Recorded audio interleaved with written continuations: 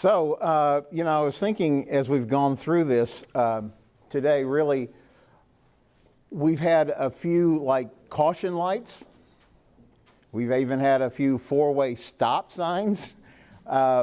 So what I want to do as I bring this part of the presentation is I want us to all keep in mind that, because I really have we have a Christian multimedia company. So I would almost be remiss if I didn't say it, that one of the greatest commandments is you're supposed to look after your brother the way you would look after yourself.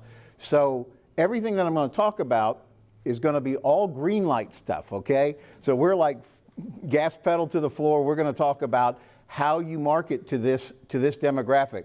But I always want you to keep in mind the wisdom and the things that you've learned today, because we need to do this responsibly, because I really believe that it's fine to go, it's all under the blood, but I think it's much better to discharge our duties correctly, and let's do things that we're proud of and happy and have a good result for the people that we interact with. Our job should always be to increase them as well as increase, because my favorite Bible passage is Matthew 6:33, seek ye first the kingdom of God, and all these things shall be added unto you. It's never failed me. I don't think it's going to fail you.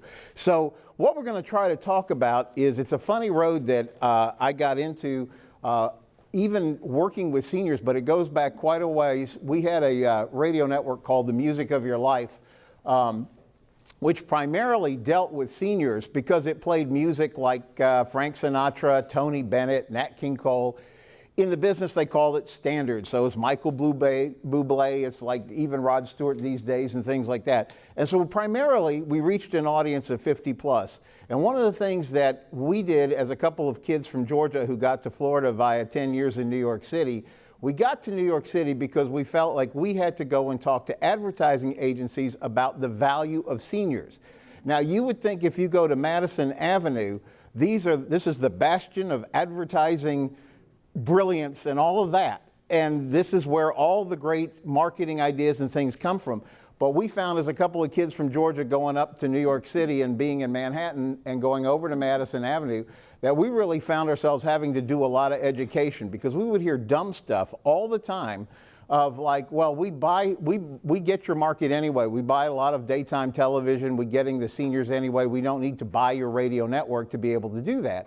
And we would get into a lot of discussions. In fact, that was why we wrote this book. So this book was written, I was just laughing about this. This is literally 20 years old. So this is like before the internet. And I have a few copies here if anybody's interested in. Make a donation to somebody if you want a copy. Whatever I've got, you're welcome to take a copy. But I was going back through it because we just finished. How many were here for the marketing and social media session that we did? Okay. So what we really talked about was the importance of branding and understanding how you're going to position your business in the marketplace to get that business. And so what we did in this was we tried to write some stuff that would position two things. It would position people with knowledge to understand the senior market, and it would position us as two little kids from Georgia being the, quote, experts in the 50 plus market. So what we're going to try to cover in the next few minutes is how to fast track your marketing when it comes to 50 plus. And that's our little slogan: we will help you market like a superhero. So what's happened is, while we didn't intend to fall into it locally, we did get into it because of what happened here. So these are some of the organizations locally that we're connected with that are working on senior issues. And one of the things I want to let you know, one of the organizations I've served with since 2011 is called Helping Seniors of Brevard. We're primarily a charity that we have a senior information helpline. So people call us, and these are the people who have the worst of the worst situations. They're trying to get by on $550 worth of Social Security money. They're trying to decide if they're going to eat something or if they're going to buy their medicine. I mean, it literally comes. These are the calls we get, and we've helped over 2,300 families now in Brevard County. By getting them connected to resources that will make a difference. And we do that free of charge as a charity. But what we do, what I want to be careful that you understand is, that's our job as a charity. Now, we're supported by a lot of businesses who support the work of helping seniors as sponsors and partners. So the story that we have to explain to them is, just like there are poor young people, there are also people who are young that have good resources. Just like there are poor older people, there are people who have a lot of resources. So now everything else I'm going to talk about is we're going to turn our attention and we're going to be just 100% capitalistic, and we're going to be talking about the green in the 50-plus market. The subtitle of this book, by the way, was called How to Get Your Unfair Share of a $3.6 trillion market. Because the issue is, there's a chapter in here called I'm Spending Your Kid's Inheritance, you know, and there's stuff like that, because one of the things, we were involved in a group called the Luxury Marketing Council. They're the people that sell Rolexes and, you know, Silver Seas cruises and all the high-end stuff, and guess who their demographic is? It is the group that has finances. Now, so let me break this down. When we're in Brevard County, first thing you need to understand is, by AARP definition, whether you consider yourself a senior business or not, you are dealing with seniors. That's why being part of Knowledge College and getting this information is such a valuable investment for you. Half of our people in this county, 1 out of 2 persons, if you walk down the street with a clipboard, is going to meet the AARP definition of 50 plus. One of the lines I like to use is, if you live in this county, you either are a senior, you care for a senior or love a senior, or God willing, you're going to become a senior. So you might as well get comfortable with this whole concept. The next statistic that's kind of important to keep in mind is, we are the 24th oldest county, they've told me, in the United States, and I think it's the 7th in Florida. If you know, they also say 80% of statistics are made up on the spot, but I did read that someplace, I'm telling you. But here is a statistic we do know, is 1 out of 4 persons is in fact age 60 plus.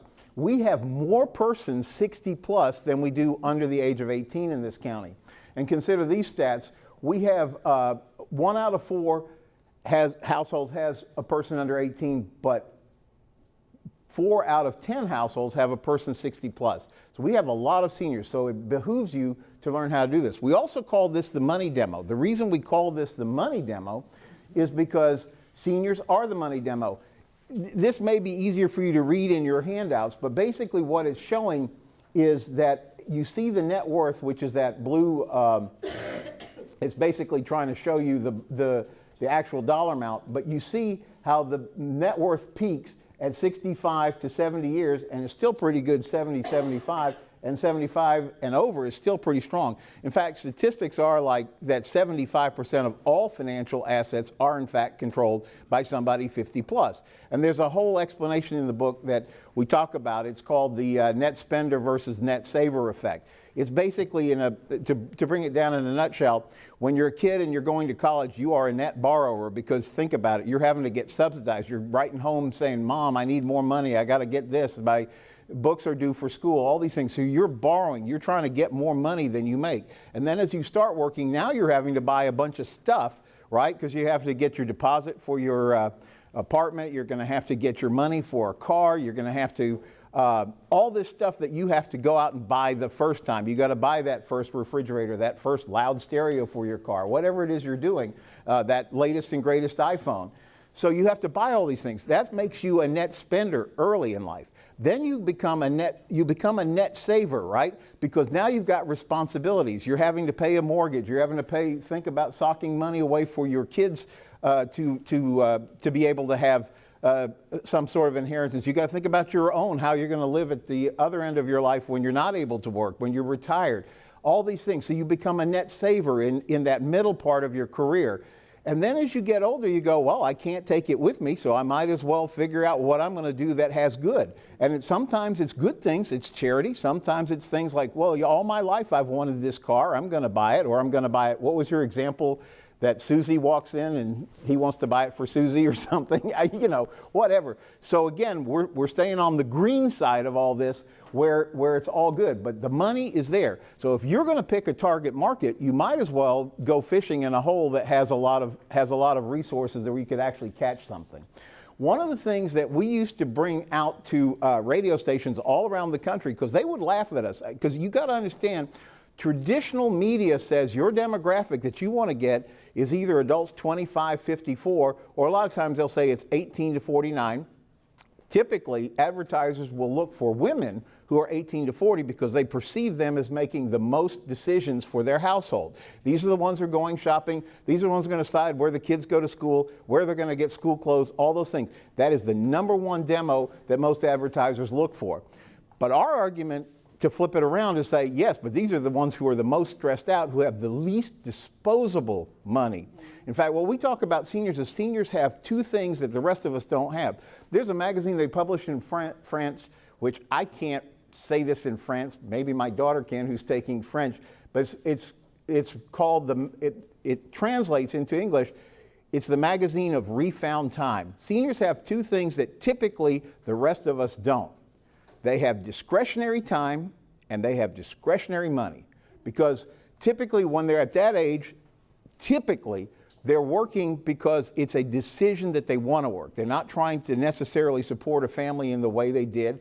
They're thinking about things for more introspective. What do I want to accomplish as a person with the time I have left? One of the things we talk about is we have a huge economic engine in this county, and it's called Social Security. And so what happens is each month there is about $200 million that just floats in from the federal government into this county. So it just comes in. Everybody's getting their checks throughout the county.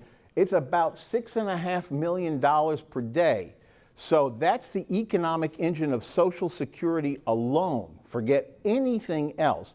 So one of the questions we say as a business, when you stop and think about your target market, where you're trying to develop business and get business from, why would you not consider the senior market? Because first of all, they come with a built-in paycheck, okay? There's no other demographic that typically has that. Do you understand what I'm saying?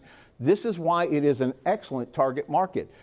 So here again, I'm not zipping past all the caution signs and the stop signs. I'm just telling you, when you think like a marketer, we would go into top flight agencies in New York City and we would explain the value of the demo. And they said, sorry, that's not our demo. We want the mothers 18 to 40. I say, are you serious? So if we went down to the grocery store and you had somebody checking IDs when people came into the grocery store, and if they were over 60, you would say, sorry, your money's not good here. That's ridiculous. It's not how it works, but it is the mentality, because any good agency, any good marketer will say you define your target market and then you figure out how you're going to reach them, because you can't reach everybody. That's called spray and pray, and it typically doesn't work. What you want to do is define who your target customer is, make a strategy to go after that target market, and then super serve that target market with excellence. So having the funds are there. This is why the senior market is in fact a money market. So that's all I really have time to go into about that. We're going to talk, I'm going to shift gears and we're going to spend the last couple of minutes talking about the expo tomorrow. Nina Varuso, who was here, and actually she had to leave because she's preparing some stuff now for the expo, she put together a great top seven things that you want to know about how to do an expo. It's in the book. Okay, good. Because you're going to want to get through that. What we want to talk about is what you're trying to do when you're marketing is you're doing advertising only, is word of mouth only bigger. This is your opportunity to tell your message to people who are out there. You can use print to do this. Okay, print is very effective, particularly with older generations. We do a lot of work is helping seniors with Senior Scene magazine. We do a lot of work. I know we're working with Spotlight magazine.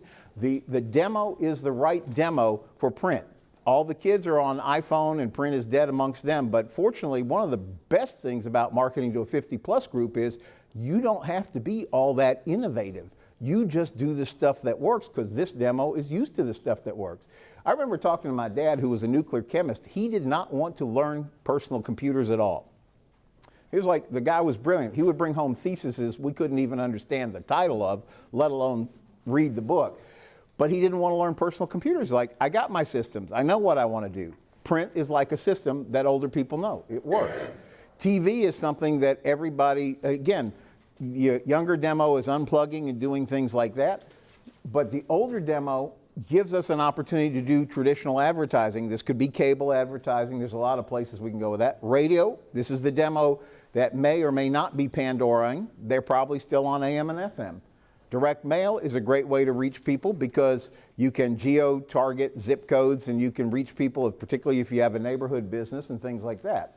And then outdoor directories is another good way to go because outdoor and directories. So right now, for example, Sheriff was speaking. We got asked to help the Brevard Sheriff's County Office charity. They're doing a cool car raffle with a 1969 Roadrunner. We went to Clear Channel and said, look, you need to donate some billboards. So as you're driving up and down 95, you'll see those pop up. Directories are a great way to go, like we've been talking about here. But like I said, and website is important. I have time to say one thing about a website. The way we suggest you use a website in your business, it is your new Yellow Pages directory. Don't try to keep your website up. Get it so it's a landing page. You hand somebody a business card. They'll look up your website. They get a feel for what your business is. Drive everything else to social media. Really, you only need to know 3 social medias. Facebook is reaching 2+ billion people on the planet. Everybody loves to talk about the latest and greatest new trend in social media. Again, particularly with seniors, we don't have to worry about that. Kids are into Twitch and things instead of YouTube. For older folks, YouTube is just fine. Instagram, because it's owned by Facebook, is a good way to go. We will talk a lot about this in our intensive on marketing, so that'll have to wait for that. But I want to go ahead and give you the top 7 tips to maximize your business expo success. Everybody ready? So number 7 is be positive. And as I was talking to Nina just before she had to leave, she's like, Kerry, pound your fist on the table. Tell them this. She said, the kiss of death is if you've done all this stuff, you go out there, you get your table, you do everything, and you're going to stand back there and be bored. It's like, just stay home. Save yourself the trouble. It's not going to work. If you're going to be there, make the effort. You need to go at it with a positive attitude. And one of the things that sometimes people go, yes, there's a lot of people who just run through and grab your free stuff, and that's all they're there for. I understand that. You're fishing with a wide net, right? Because there's two ways to go fishing. You can either cast a line out and put a worm on the hook and hope a fish comes along and bites it, or you can cast a net and you're going to get all kinds of fish in there. That's what happens when we're at a trade show. There's all kinds of fish. Many of them will not be fish that make sense for you, but some of them might. That's why you're prospecting there. But the important thing is be positive, be there, be present. Go ahead and talk to the other vendors, but make sure you're there for the first thing is to talk to the seniors who are there. That's why they're there. Engage them in a conversation. Find out what's going on. Number 6, create a simple flyer. Okay, this is a flyer we did for the sheriff's car. This is just something to hand somebody because, you know, they're going to take it, they're going to stick it in their bag, but they're going to get home sometime later and probably start sorting out, well, this is junk, this is not. But remember, how many know that is how many times it's the frequency of getting that message across to people. That's why a simple flyer is a good way to go.